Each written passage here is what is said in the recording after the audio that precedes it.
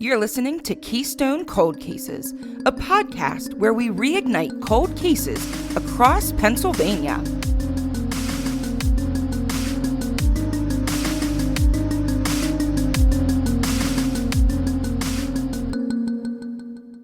New York State is alive with stories to tell, from true crime to dark history and the paranormal.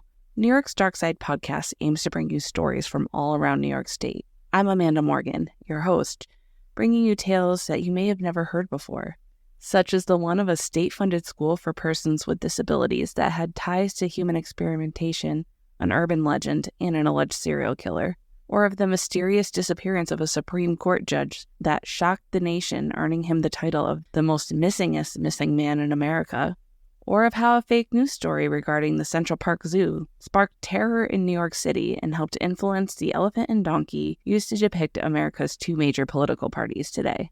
I have episodes geared to satisfy your curious side and so much more yet to come. New episodes post weekly on Sundays, and you can listen to past episodes now, ad-free, wherever you get your podcasts. I hope you stay curious. Hey, it's Janelle. Hey, it's Melissa. Hey, it's Shan. Hey, it's Chelsea. And today we're going to cover an older case, but before that I have some housekeeping that I would like to bring up to everyone who listens. We are doing a special through, our social medias, Facebook, TikTok, and Instagram. If you are to leave us a review on any platform that you listen to, we will send you a sticker.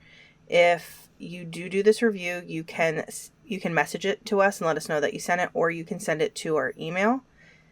So now we're going to go into a case. It's a case that we have previously done. If you are an old-time listener, you would have already heard this one. It's about Dawn Mozino, and the family recently reached out and they wanted us to do some corrections and updates. So that's what we did. We're going to keep the original episode 23, and it was originally had a shorter case tacked onto it. We're going to keep that Jane Doe, and this is going to have a new episode number. So Dawn Marzino was a 23-year-old Christian woman who is known as being the kindest and loving person everyone in the immediate area of Wayne knew. Dawn had special needs but was working her way to becoming independent. She was extremely active in overcoming her situation by making regimented schedules and keeping in constant communication with her support system, which included her family and her boyfriend. Her sister told me that she was really connected in the community and was part of multiple social circles. Dawn had attended the Devereaux Day School and graduated. I have heard of this program, and they offer a couple of programs, but she specifically went to the Devereaux Sugartown Road campus program in Malvern since they lived in Wayne, which is really only about a 20-minute drive. Dawn was provided transportation by the county to attend, and when I talked to her sister, Kath, she said that at the time there were only 2 locations. This school now is focused on helping students on the autism spectrum, special needs, and behavioral issues. It supports each student in becoming productive, becoming socially appropriate, and helps assimilate into being part of the community. Dawn had disabilities due to lack of oxygen at birth, and Cass said that she was labeled as slow. She also said that some articles listed Dawn with a mentality of a 14-year-old, but she highly disagrees with that. Dawn flourished in this day school and had 0 issues. After talking with her sister, this was confirmed. Kath told me that Dawn had started school in the Radnor School District, but it just was not working for her. That's why her family moved her to Devereaux to have a better chance of obtaining an education. She went on taking VOTEC programs while attending Devereaux, then graduated. Right after graduation, she went to work as a dietary aide at Paoli Memorial Hospital. She worked there a couple years until in 1986, and that's when she left to help her sister who was in a motorcycle accident. She felt she was needed more at home, though when her sister got better, she took a job at Bryn Mawr Hospital within the food services department. It was then she was leaving work at Bryn Mawr Hospital on May 22nd, 1989 after a shift at work when she went missing. While researching, multiple times were referenced, but the most common time frame was that she left at 3. Her sister said that it is listed that she went missing at the bus stop, but it has yet to be proven. Dawn didn't drive and she relied on public transportation. It is assumed she left work to meet her boyfriend of 4 years, where they were to go to Special Olympics practice at the local Berwyn YMCA. Dawn loved the Special Olympics and she was an avid runner and also played soccer. Kath told me she had even won medals during competitions. Now, there was another discrepancy on the day she went missing. I found while researching that she was supposed to meet her boyfriend at the train station versus meeting him directly at the Y. Either way, her mother, Diane, was getting nervous the later it was getting in the evening without hearing from Dawn. When Dawn didn't show up at her expected time, her sister Kath decided to see if she had any messages on her answering machine. Dawn's boyfriend had called and left a message asking why Dawn never showed up. I read in one article Diane and her other daughter, Kath, the one that I had been talking to about the updates, they drove to the hospital to see if they could get answers. They talked to the security guards and coworkers. They could only confirm that they had seen Dawn working but didn't know the exact time she had left. So when they couldn't get answers from her place of employment, they called the police to report her missing. Unlike so many other cases we hear about, the police immediately moved into action for the fact that she was special needs, always kept in communication, and followed a regimented schedule. Police and volunteer firefighters searched over 3 counties, which were Montgomery, Chester, and Delaware County. They brought in track dogs, police crawled through underground pipes, and professional divers volunteered to drag local ponds. There was even a helicopter searching from above for any sign of Dawn. No evidence was found of what could have happened to her. Police then took her journals, date book, and notes. They also asked the family to compile a list of all of her acquaintances. The family ended up producing 74 names, which the police began to interview. Dawn's boyfriend was one of the first people cleared for her disappearance. Everyone they interviewed said that Dawn was the sweetest person, though a lot of them also said she was too trusting and naive. Her supervisor said that she was the ideal employee. When police were talking with a witness, another employee, the employee told the police they may have seen Dawn after her shift that day at the train station while the witness was sitting at a red light near the station. That's the bus station, I might add. At first, they hadn't thought anything of it because they reported noticing that Dawn looked fairly comfortable. The witness stated she remembered seeing Dawn talking to a man in a red car, and before the witness drove off from this light, they saw Dawn willingly get into the car. This was the first piece of evidence the police received. This witness later picked out Thomas Hawkins Jr. out of a photo lineup, though I couldn't find out how he ended up on the police radar, because the witness didn't say she saw the license plate, just a car. So I just have wondered how it was him, how he got there. So Thomas Hawkins Jr. was a previous coworker of Dawn's. They had worked together at Paoli. Thomas admitted that he had given her rides home multiple times when they were working together, but adamantly refused he had given her a ride the day she went missing.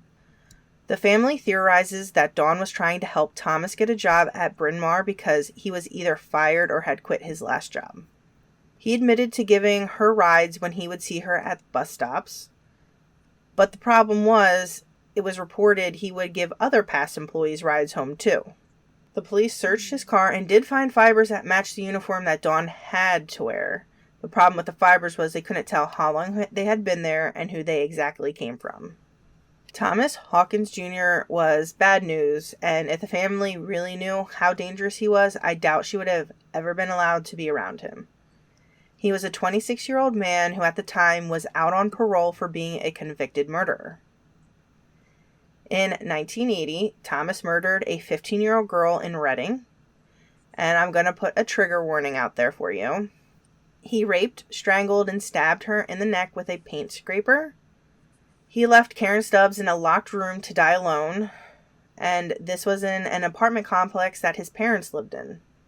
He ended up only serving 5 years in prison before being put on parole in 1986.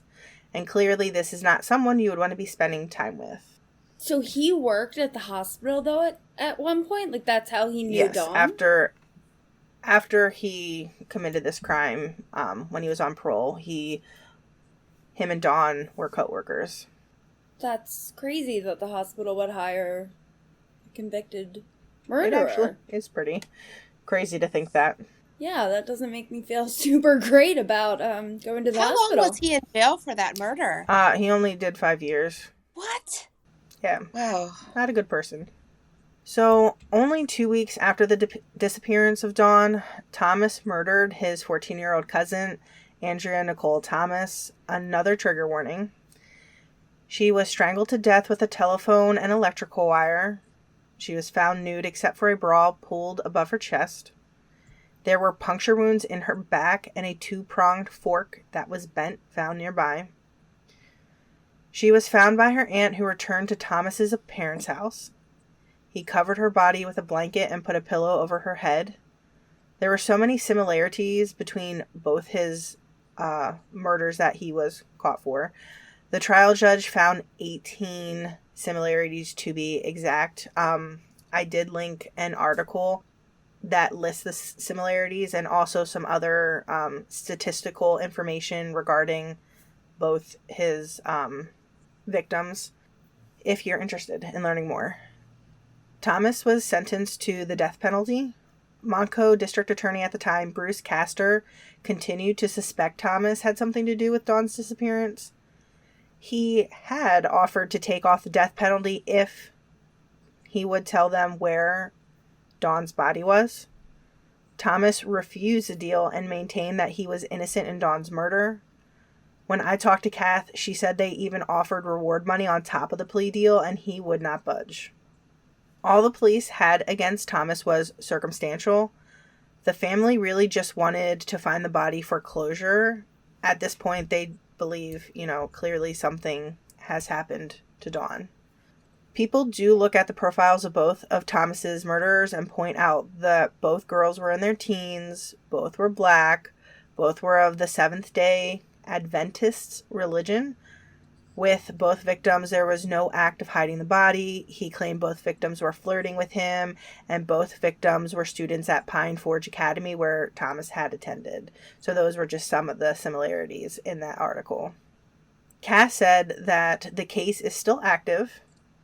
She has been pressing the police, and they recently reopened the case. She said that there are 7 other people of interest other than Thomas Hawkins Jr. Cass said some have died, some are in jail for other crimes, and some are on the street. She is worried the police will go right back to Thomas when they start from the beginning, but she wants them to go down other avenues. Apparently, Dawn did a lot of journaling, which created these other potential leads to be researched. Since this is still an active case, she doesn't want to put out too much information. Cass said it is difficult dealing with the authorities because this is obviously urgent for her, but for them, it is kind of on the back burner. This is a really old case, and, these police officers are getting, current crimes. They have so much going on, so it's just really awful for her. She did say in the past the police were open and transparent. I just hope moving forward she has the same experience. I was curious if Radnor Police Department had a cold case team, but she said they did not, so I can only imagine how slow the process can be.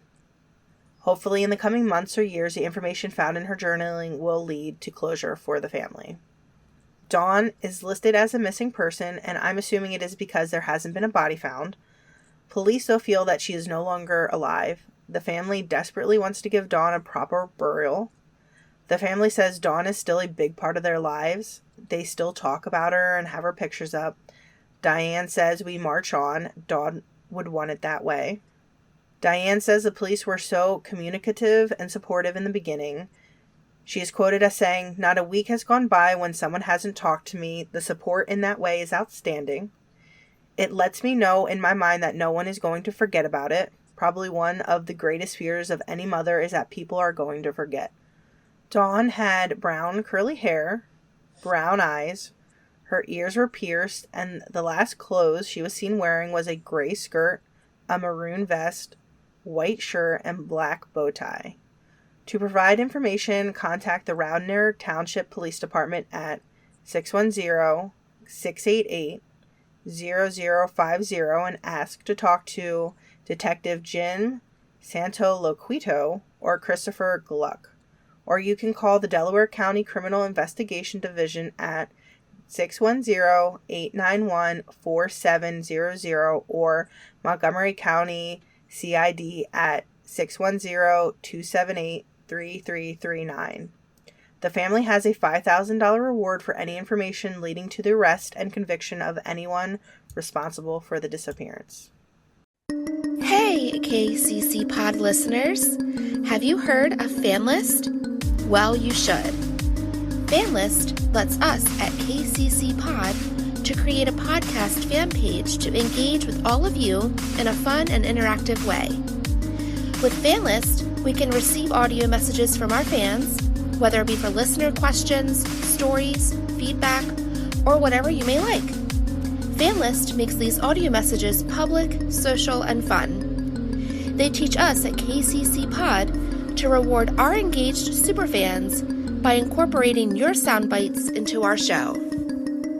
FanList's mission is to be the #1 audience engagement platform for podcasters. Their goal is to help us engage with all of you, grow the referrals, and monetize our superfans. So go check us out on FanList. Our link is fanlist.com/KCCpod. We can't wait to interact with all of you. Again, that's fanlist.com/KCCPOD. Go check us out.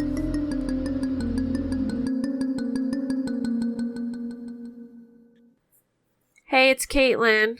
Hey, it's Janelle. Hey, it's Shannon. And hey, it's Chelsea. Today we're going to be talking about Barry Douglas. He was living at the Pine Creek Village Trailer Park in Gallatin, PA. Mind you, most of us are from southeast part of Pennsylvania. I have never heard of this town before. It's a borough located in Potter County. It is a very tiny borough with an extremely small population of just under 1,000 people. Now, typically boroughs have more residents in the surrounding areas, but not in this case. It hasn't been looking good for Gallatin because the population has been decreasing for years.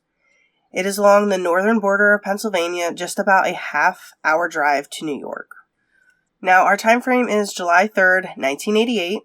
In reports, bystanders who were interviewed said it was a sweltering day. When looking at records, the high of the day was 84 degrees, but the humidity was extremely high. It could be the potential reason why Barry Douglas was out on a stroll in the morning to get a reprieve from the heat in his trailer. He was seen walking along Route 6 towards Wellsboro, and while on his walk, he ran into a handful of acquaintances. His family has said he was extremely friendly, and when he ran into these acquaintances, it was not odd for him to stop and chat them up. Unfortunately, those would be the last interactions he would have. Barry hasn't been seen or heard from since. At the time, Barry was 31 years old. It was known that he was being treated for schizophrenia. His doctors theorized that he could have developed amnesia and walked off. His mother believed that this was the case. I found a quote saying, "Our late mother always believed amnesia was a factor. She said a mother would know if her son was dead, and she never felt that way about Barry." Now, his other family members feel that it was foul play. Now, I'm going to make a mention of this. I've seen his sister's name mentioned different ways. The article that I'm referencing says that her name is Peggy, but her parents' obituary lists her as Penny. And obviously, Peggy isn't short for Penny. It's typically short for Marguerite, I think. So I'm going to go with Penny because that's what was in the obituaries, and I feel like those were accurate. But just to note, the what I have listed as a reference will say Peggy. So Penny, Barry's sister, said in an interview with Endeavor News he was always looking out for his family and friends and was generous to a fault. So we felt that maybe some people from town had taken advantage of him, but there was no proof.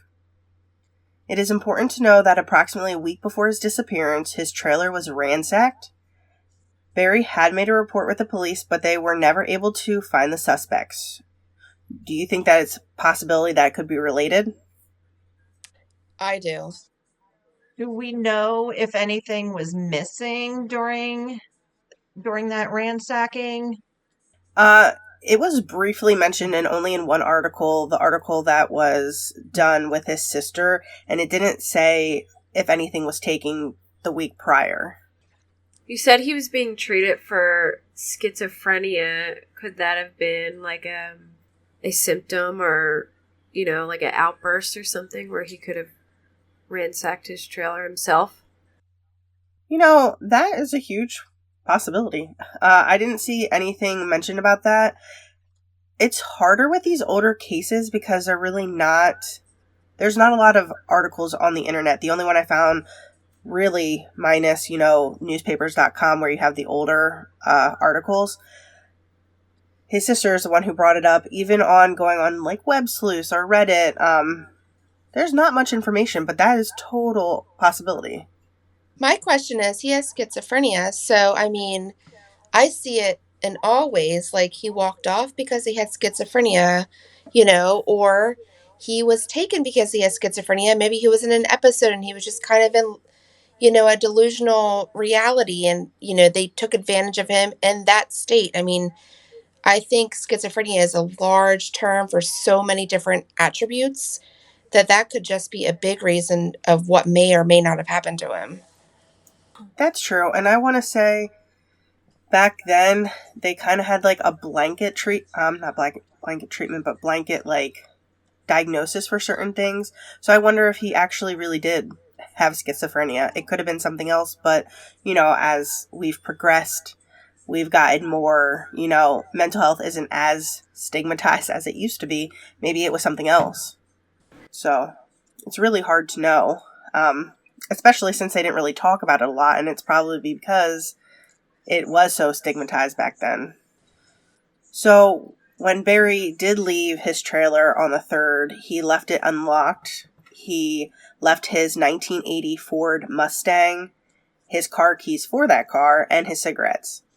His radio was still playing and the fan was on, as if he was gonna come right back. So, after a search of his trailer, the police identified the only items actually missing were his wallet and a rifle. Now, thinking about this leaving his house unlocked and his keys home doesn't really raise a red flag for me because, this is in the 80s where literally everyone was leaving their house unlocked and trusting everyone. From the sounds of it, he was a super trusting individual anyway. So that doesn't strike me as a red flag, though one article I did come across say that instead of it just being unlocked, it was ajar, which is a little bit different to me. So my question is, the rifle that was missing, could that have been missing when his trailer was supposedly ransacked the week prior? It could have been. Absolutely. But no one made a mention of that. And one of the things that I had in my head, like, if he had taken it with him, wouldn't you think that the passerbyers would have noticed something like that? Rifles are huge. Mm-hmm. Could it have been a possibility that he was having a mental health crisis and possibly that's why his rifle was gone? Like he took it himself? When I think about those things, like, you mean like a suicide because of struggling with it? Wouldn't you think there would be a body somewhere? Because, you can shoot yourself, but you can't hide it. Yeah, a lot of people, go somewhere where people can't find them. Stuff like that, though, so I figure could be a possibility. Point to that is his location was kind of a mountainous area. It wasn't an easy terrain, so it could be a total possibility. To go on the location, I was just looking back. It says it was very close to New York. So if only Pennsylvania State Police or whoever was searching this, if he was so close to New York or wherever, he could have been far gone away from Pennsylvania before anyone really was looking to where he could have been or what might have happened. Absolutely. Do we know if he was like a hunter or anything like that? I did not see anything about that. Because if he lives in a mountainous area, maybe he could have, went hunting and then something happened to him while he's out, like get hurt and get stuck somewhere. It could have been. I know that he grew up in the area. His parents, raised their kids in the area. And so it's definitely something that is like a possibility that they grew up with hunting. But you do make a good point. I also, I couldn't find out exactly how long it took for them to, one, who made the report that he was missing and when did that happen. Couldn't find, a pinpoint of that. So I wonder how long he went before, In efforts to locate Barry, state police used dogs and helicopters to search for him in the mountainous terrain. The search had volunteers and trained searchers helping. I will say I was shocked that the search was called off only after 2 days. Barry's family and friends did continue to look in the hopes of finding him. As we always hear, small towns are rumor mills, and this really caused his family turmoil. Penny said that my mother used to receive phone calls at all hours of the night from people claiming to be Barry or saying they knew where Barry was. Those calls tormented her, but she would never change her phone number because if she did, Barry wouldn't know how to get a hold of her. Do we have any clear understanding as to why 2 days? I only ask because, one, he's diagnosed with schizophrenia or some sort of mental health issue. So why would you call off a search for someone that obviously can't take care of themselves properly in 2 days? Yeah, and it was noted that his medication was left at home too, so that's also, surprising. Back then, I don't think mental health was taken as seriously as it is today, so that could be a big reason why. Another thing that I think is, I live in a borough, and we don't even have a full-time cop on duty at all. And it's just, people just picking up extra shifts from other, departments. And he lived in a borough. It's pretty tiny. They might not have had the resources. Mm-hmm. They have budgets. A lot of police, they have budgets of what they can spend on search and rescue. And a lot of time, 2 days worth of searching would probably cost thousands of dollars. So that is a possibility that it was costing them too much money to keep searching. And also, he's an adult, and there was no telltale sign that there was an absolute, emergency, if you will. Mm-hmm. He could have walked away on his own accord. Exactly.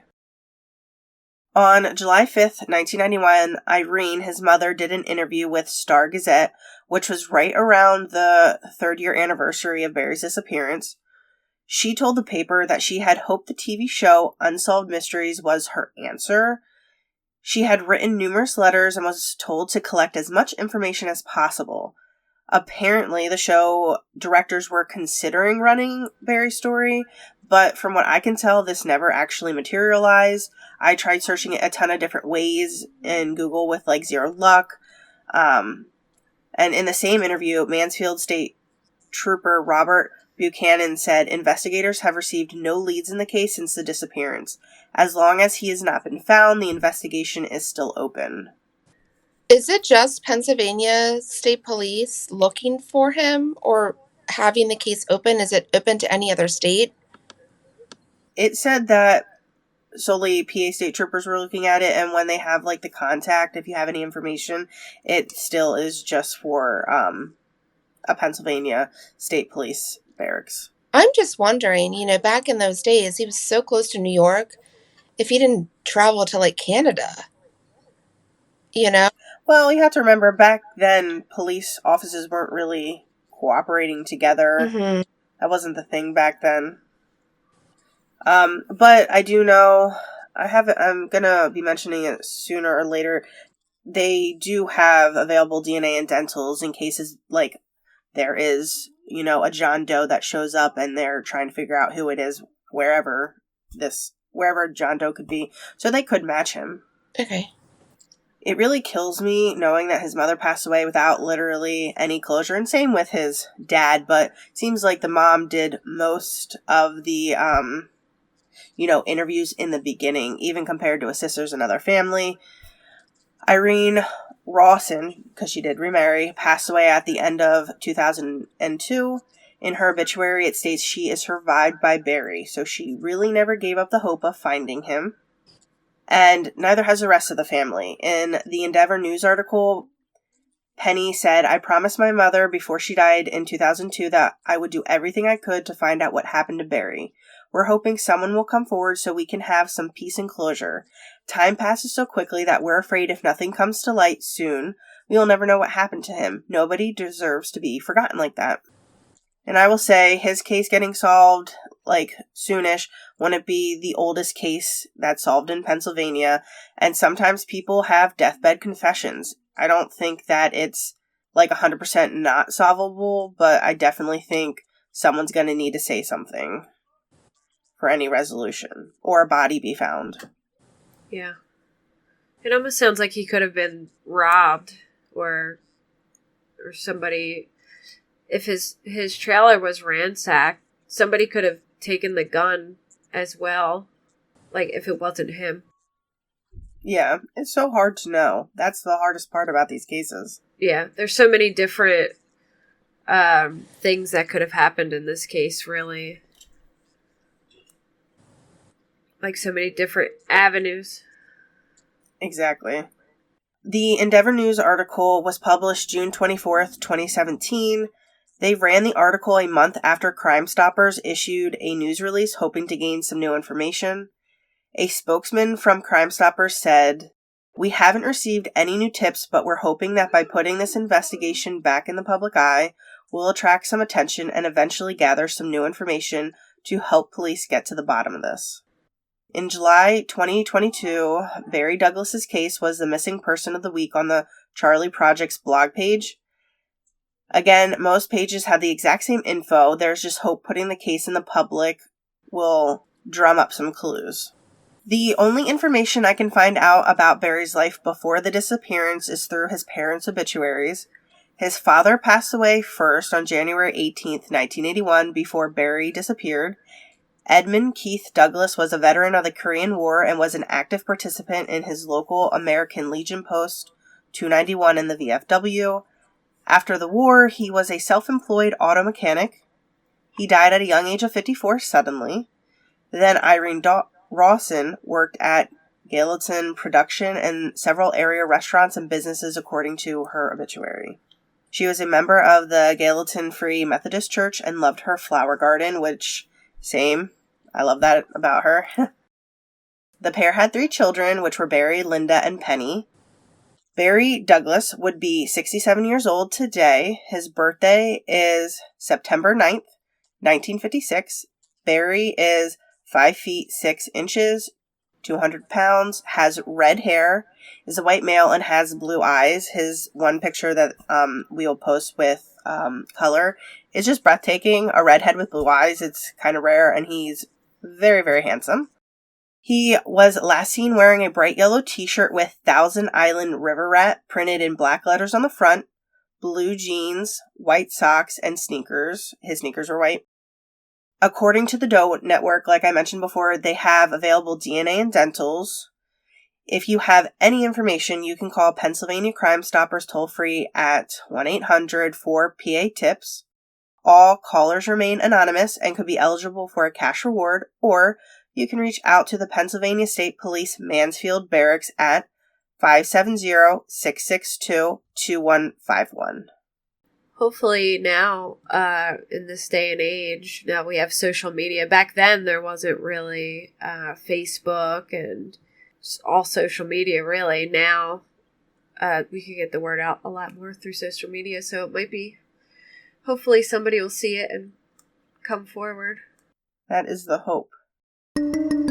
That's all we have for this episode of Keystone Cold Cases podcast.